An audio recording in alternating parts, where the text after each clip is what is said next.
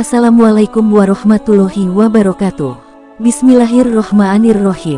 Alhamdulillah, wassalawatu wassalamu ala rasulillah wa ala alihi wassuhbihi ajmain. Segala puji bagi Allah, solawat serta salam semoga tercurahkan kepada Rasulullah, keluarga, serta para sahabatnya. Terima kasih telah mampir di channel Farid TCG, semoga keberkahan selalu menyertai Anda. Sesuai kesepakatan ahli sunnah, Abu Bakar radhiyallahu anhu adalah orang yang paling utama di antara seluruh manusia di dunia ini selain para nabi alaihimussalam. Dia dipastikan termasuk ahli surga.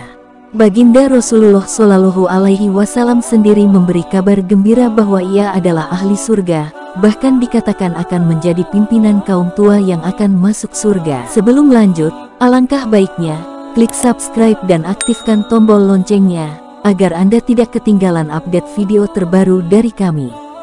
Juga jangan lupa klik like dan share, agar informasi yang Anda ketahui bisa bermanfaat untuk banyak orang dan menjadi amal jariah untuk kita semua. Semua pintu surga akan memanggil namanya dan menyampaikan kabar gembira kepadanya. Baginda Nabi Shallallahu Alaihi Wasallam bersabda, orang yang paling dahulu masuk surga di kalangan umatku adalah Abu Bakar. Meskipun demikian, Abu Bakar radhiyallahu anhu berkata, alangkah bahagianya, seumpama aku menjadi sebatang pohon yang akhirnya ditebang. Ia juga berkata, alangkah bahagianya, seumpama aku menjadi rumput yang dimakan hewan. Kadangkala ia berkata, alangkah bahagianya, seumpama aku menjadi sehelai bulu di badan seorang mukmin. Suatu ketika, ia pernah berada di dalam sebuah kebun dan melihat seekor burung yang sedang berkicau. Sambil menarik nafas berat, Abu Bakar radhiyallahu anhu berkata, wahai burung, alangkah beruntungnya hidupmu. Kamu makan, minum, dan beterbangan di antara pepohonan, tetapi di akhirat tidak ada hisab bagimu. Alangkah bahagianya, seumpama Abu Bakar menjadi sepertimu. Robiah Aslami radhiyallahu anhu bercerita, suatu ketika pernah terjadi kesalahpahaman antara aku dan Abu Bakar radhiyallahu anhu. Ia berbicara kasar kepadaku, sehingga aku tersinggung. Ketika ia menyadari kesalahannya, ia berkata kepadaku, ucapkanlah kata-kata kasar kepadaku sebagai balasan. Namun, aku menolaknya. Ia berkata, kamu harus mengucapkannya. Jika tidak, akan kuadukan kepada baginda Rasulullah Shallallahu Alaihi Wasallam. Aku tetap tidak menjawab apapun. Lalu, ia bangun dan pergi meninggalkanku. Ketika itu, beberapa orang dari kabilahku, Banu Aslam, yang menyaksikan kejadian tersebut berkata, orang ini aneh sekali.